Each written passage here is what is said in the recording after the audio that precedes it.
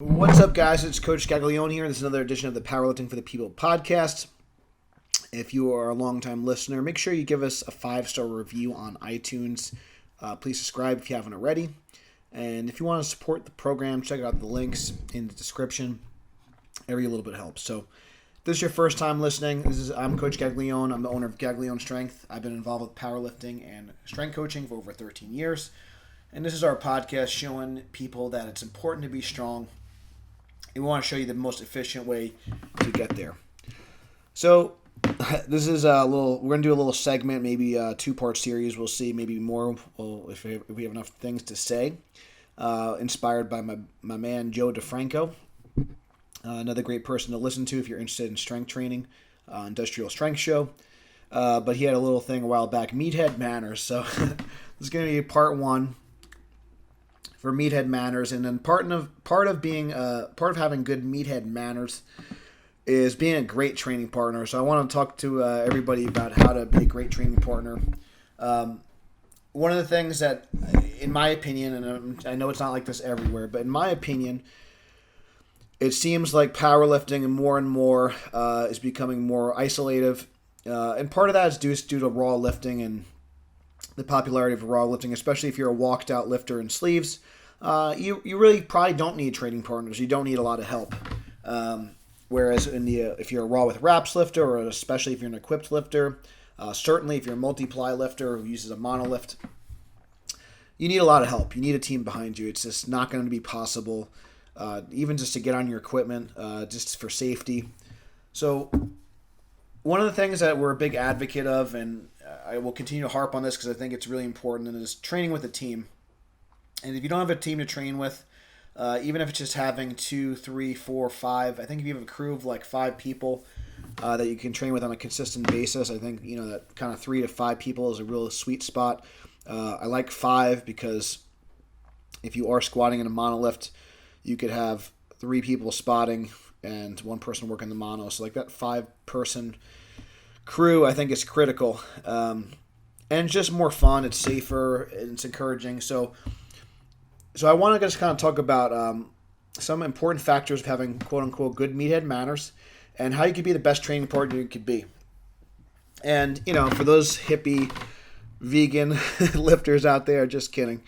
But seriously, I do kind of believe in karma. And I know it's a little kind of a woo-woo concept, but I do really believe that you kind of get back tenfold what you put out there. I think if you're a good training partner, you're going to end up getting better training yourself. I truly believe that. And there's going to be times where, you need to be selfish and focused and worry about yourself. But I do think it feels good to give back, and I do think it is good to be a good training partner. And I do think that, especially if you're like one of the leaders in your group, or maybe you're the stronger guy, when you set the example for the rest of the team and the rest of the group, I think others are going to follow suit. So I think it's important to be a good training partner yourself, and then a lot of times you'll have that come back to you, and you'll have a lot of help, and it'll make things more enjoyable. So this is like a big one, and I especially find with certain lifters, it may ring home true, or we all know that the person that is only around when they have a meet coming up, and you don't want to be that guy. So number 1 rule is showing up, and showing up consistently. Nothing is worse than having a training partner that you can't rely on, and you don't know if they're going to be at the session or not. So number 1 rule is showing up, whether you have a meet coming up or not. And what I like to do as a coach, and maybe as quote unquote leader of my team, is I try to give the priority to the people that have the meet that's closest in proximity. So, for example, if I know right now it's the fall, so the people that are competing in September, the couple of our members are doing a bench-only meet, so I'm going to make sure they have a lot of attention. After that meet is done, we have a lot of people competing in November, so I'm going to make sure that people competing in November are going to have high priority, and they're going to get a lot of attention. And then when people are competing in December, my priority is going to kind of shift to them, and so on and so forth. Not to say off-season training is not important, but the coaching, the programming, the spotting, when the intensity is up, it's more critical that the eyeballs are on the lifter. It's more critical that they get attention. So it's kind of like I'll scratch your back and then you scratch mine. So everyone's going to kind of take turns on when they're getting attention and when they're getting help. But regardless if you have a meet coming up or not, it's really important that you show up and you show up consistently. Secondly, you got to be early. If you're on time, you're late. And especially for, I'm not that old by any means, but I have, over 13 years of competitive powerlifting experience, and not at the highest level ever, but, like I said, I've squatted 900 in competition, I have a lot of miles on me in terms of lifting. So for the older crowd, for the masters lifters in particular, you guys may need a little bit more warm-up time. So at Gaglione Strength, we do a general warm-up with the group, and we hit 6 key areas. We always try to work on some mobility work for the thoracic spine, the hips, and the ankles, and we like to activate or potentiate muscle groups, stimulate some muscle groups of the core muscles, so all the abdominal muscles that are going to be utilized for bracing. The lats and the upper back can be utilized also for kind of bracing and engage, keeping the upper body in a good position, a good neutral spine position, good shoulder mechanics. And we like to activate the glutes, whether that be in terms of hip extension or kind of your external rotators and abductors and all the muscles around the hip. That's going to be really important for knee tracking and all that. So now that being said, there are going to be some people that need to do a little bit more than what our general warm-up. And we always, even though we call it a general warm-up, we do adjust it based on the lifts of the day and the intensity of the day. So it is still more custom, but I know, like for me, for example, I'll just use myself as an example. Like for deadlifts, sumo deadlifts and squats, I always like to do a shin box get up, which is not necessarily something that's always been in our quote unquote kind of general warm up. So I might need to get in a little bit earlier and do some extra, maybe some targeted tissue work or some extra mobility or some extra activation. Maybe one of my hips is kind of bothering me. I need to do a little bit of extra prep work. So if you're one of those guys that just needs to spend a little bit longer time warming up, get in early. So if you're supposed to start squatting at 6, maybe you get in at 5:30. And I understand this isn't always possible for some people to maybe have all this time. But if you're part of a training group, part of being a good training partner is being ready when the group is ready. I'm going to say this again. Part of being a good training partner is being ready when the group is ready. So if you're not showing up and you're not on time and you're not early, you're slowing the group down and you're screwing everyone else over. So it's really, really critical that you're there before everybody else, especially if you're someone that needs a little bit more time to prep. I'm not saying you need to rush your warm-ups. I'm not saying you need to rush anything. Again, I always like to kind of go back to some of the West Side stuff, and I understand things have changed, but to my knowledge, and when I trained there a handful of times, I've made a couple of treks up to Columbus, Ohio, and trained with the crew there a couple of times. Everyone got breakfast first, so everyone actually ate together, which I thought was really cool. They figured out what the max effort lift was going to be for the day. They prepared. I believe the times have shifted, but I believe the last time I was there, they would have Bob Evans at 6 a.m., so everyone was kind of there like maybe 5 or 10 to 6 at Bob Evans. Everyone would eat. And then people would start warming up, digest a little bit, and they would start warming up by 7 a.m. So they were in the, and everyone would do a little bit of their own thing as far as what they need to do to warm up, and then everyone was kind of getting under a plate by 7 a.m. If, let's say, if it was a max effort squat program for the day. I haven't seen it because I haven't been there that long, obviously. It wasn't like I was there for a year or anything, but if by chance someone was late, if there was 3 plates on the bar, those plates were not coming off. And I'm not saying that you need to be that aggressive or that kind of crazy, but that was kind of the mentality. Is the mentality was that you need to be there, and there's really no excuse for not being there on time. So, if nothing else, if there is an emergency, I think it's important that you let your training partners know if you got in a car accident or something happened to one of your kids or loved ones, let them know. Because I think a lot of people. I know not some people are just bad with time and things, but I think that's really important if you're part of a crew and you want to be a good training partner, show up early. So that's big. Part of getting there on time, and one of the things I think, I think this might have been, I'm not sure if this was in the West Side versus the World documentary, or if this was maybe something. And I wish I knew. Anyways, but there was a whole thing about Chuck Vogopol. If you're not familiar with Chuck was a famous lifter from Westside Barbell. First man squat 1,000 pounds, 220. He's famous for that, wearing that flame beanie. He's held several all-time world records in the squat. He's just an iconic lifter, and he was really known for his intensity. But one of the things that really hit home with me, and I just forget who said this. I don't know if it was Matt Wenning or someone else, but if you really want to be like Chuck, Chuck was always the first one in the gym and the last one out of the gym. He was always setting. Maybe it was Dave Tate. So Chuck was always setting up the workouts of the day. He was making sure all the weights were in order, organizing the gym, setting up the bars and things. So this may not apply to everyone if you don't really kind of train with kind of West Side principles, or if you're only just doing, which I don't agree with, only doing straight bar all the time. But if you're on like a very basic, more specific program with maybe higher frequency, higher specificity, and you're only using the straight bar all the time, this may not require as much setup. But if you are a lifter, a part of a training crew that maybe does utilize some special bars from time to time, or utilizes bands and chains, getting in early to help set up and clean up is big. So it could be as simple as making sure that, for example, this past weekend, I worked up to an 880-pound reverse band equipped squat. So I needed 9 plates on each side. So I got in early and I made sure we had enough weight on the platform. I also worked up to, it was sloppy, but still did it, 440 bench. So I made sure I also had enough weights on the bench for myself as well.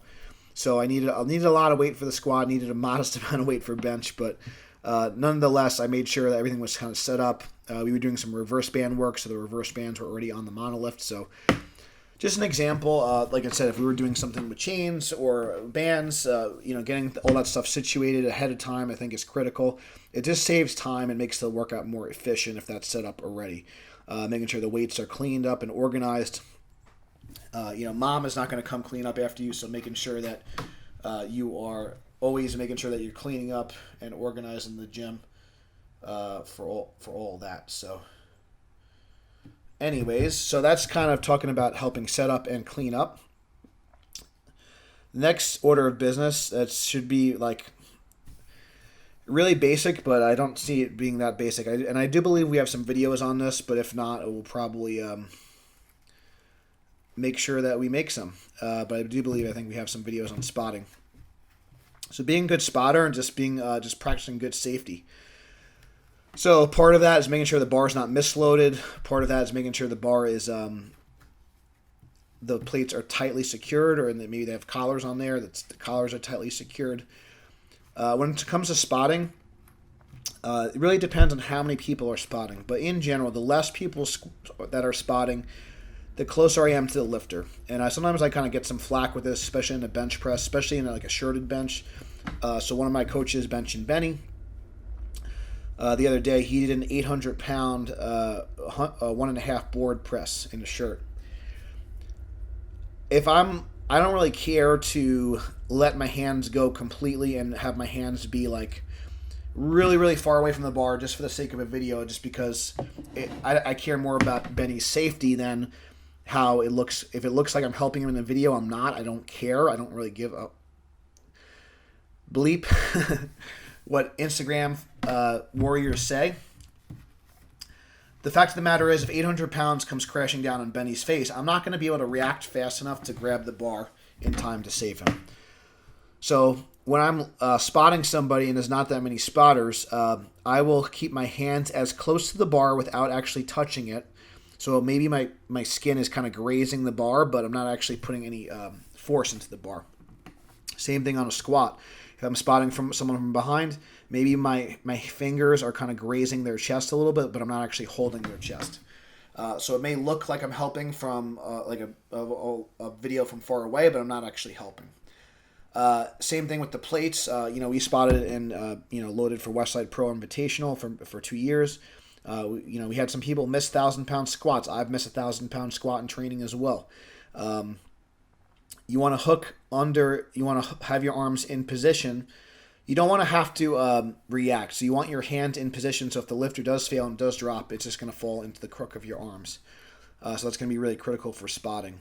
And both in the squat and the bench, really the side spotter should be doing the bulk of the work. But if you only have one spotter, I just recommend that the back spotter be super, super close to the lifter or to the bar. That's going to be critical. And a good general rule of thumb on the side, you're not spotting the lifter, you're spotting the barbell itself. So your main job as a spotter is to make sure the bar gets back in the rack. And sometimes, I don't care if it's the empty bar, if it's 900 pounds, you are engaged, you're following that bar up and down, and you make sure it gets back in the rack. Because sometimes it's the light weights, it's the warm-ups that we aren't paying attention to. That's when people get hurt.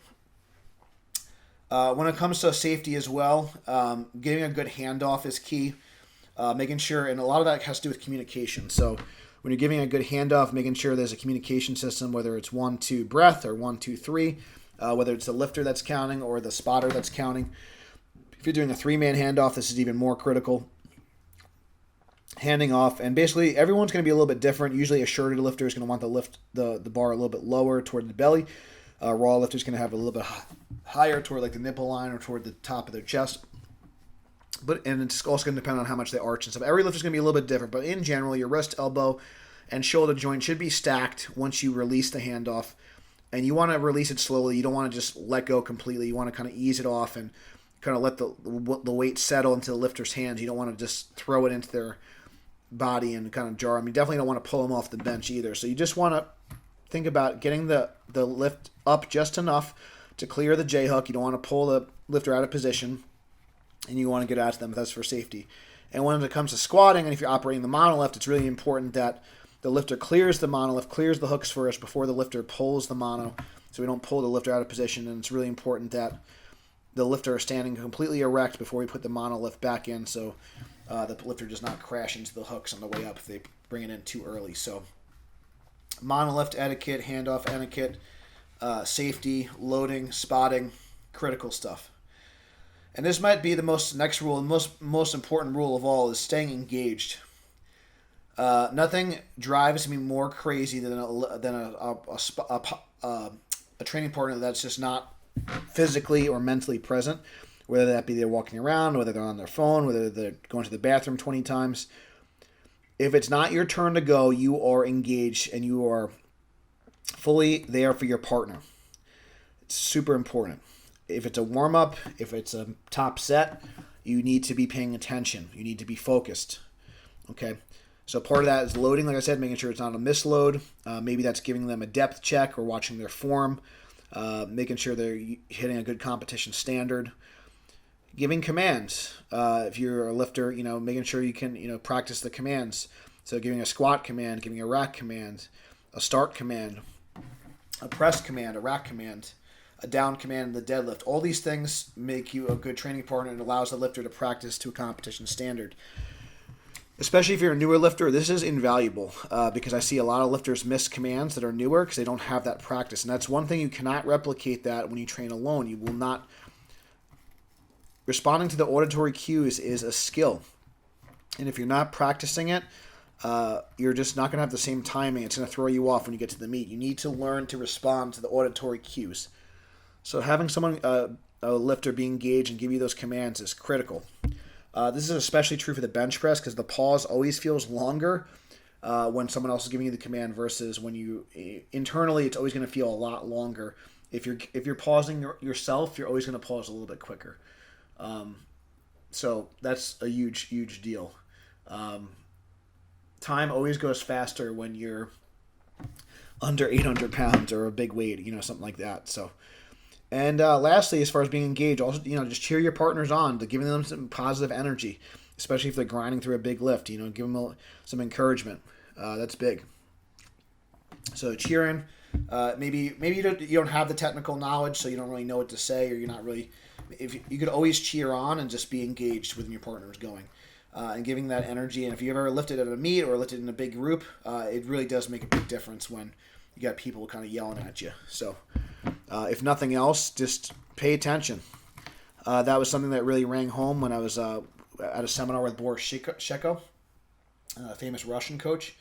He says that when someone's going for their top set, the whole room watches them. And I think that was like something, again, for a high-level coach like him to kind of make a point of that, I think it really makes a big difference that everyone's kind of engaged, and I think that really shows the team aspect of like what some of the Russian lifters are doing over there in a team setting. So I also want to kind of reiterate some of the things about equipment.